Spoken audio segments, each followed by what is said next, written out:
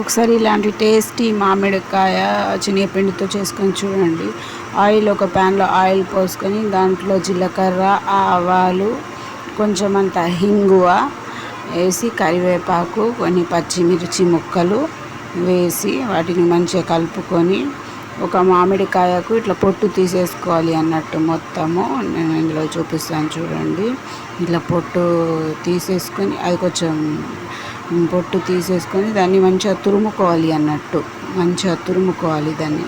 తురుముకొని ఆ తురుము ఆ ప్యాన్లో వేసేసి తర్వాత ఒక బౌల్లో శనగపిండి వేసి కొంచెం వాటర్ యాడ్ చేసుకొని పేస్ట్ లాగా చేసుకొని ఆ పేస్ట్ను బాగా కలుపుకొని ఉండలు లేకుండా కలుపుకొని ఆ పేస్ట్ను మనము ఆ ప్యాన్లో వేసేయాలి. ఇట్లా ఉండలు లేకుండా కలుపుకొని ఈ పేస్ట్ను ఆ ప్యాన్లో వేసేయాలి. ఆ ప్యాన్లో వేసేసి ఒకసారి బాగా కలుపుకొని కొంచెం అంత పసుపు, ఉప్పు వేసుకోవాలి. అంటే ఒక గ్లాస్ వాటర్ యాడ్ చేసుకొని బాగా కలుపుకొని ఇట్లా దగ్గరకు అయ్యే వరకు కన్సిస్టెన్సీ కలుపుకొని ఆ తర్వాత పసుపు, ఉప్పు పైనుంచి కలుపుకున్న తర్వాత బాగా కలిపేసుకొని దానికి తగినన్ని కన్సిస్టెన్సీకి తగినన్ని కొన్ని వాటర్ యాడ్ చేసుకోవాలి. ఇట్లా యాడ్ చేసుకొని ఇట్లా కలిపి ఒక 10 మినిట్స్ మూత పెట్టేసి దాన్ని ఒక 10 మినిట్స్ తర్వాత మూత తీసి చూడండి. ఎంత టేస్టీ స్మెల్ వస్తుందంటే అంత టేస్టీ.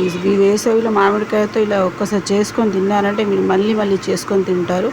అంత టేస్టీగా కుదురుతుంది. ఒకసారి ట్రై చేసి చూడండి. ఈ మామిడికాయతో ఇట్లా మామిడికాయ శనగపిండి సాంబార్ని ఒకసారి ట్రై చేసుకొని చూడండి. చాలా టేస్టీగా ఉంటుంది. దీన్ని చపాతీతో కానీ రైస్తో కానీ ట్రై చేస్తే చాలా టేస్టీగా కుదురుతుంది. ఒకసారి ట్రై చేసి చూడండి. యమ్మీగా కూడా ఉంటుంది. ఈ వేసవిలో అందరూ ఇష్టపడతారు ఇది తినడానికి. ఒకసారి మీరు ట్రై చేసి చూడండి. రెసిపీ నచ్చితే కనుక లైక్, షేర్ అండ్ సబ్స్క్రైబ్.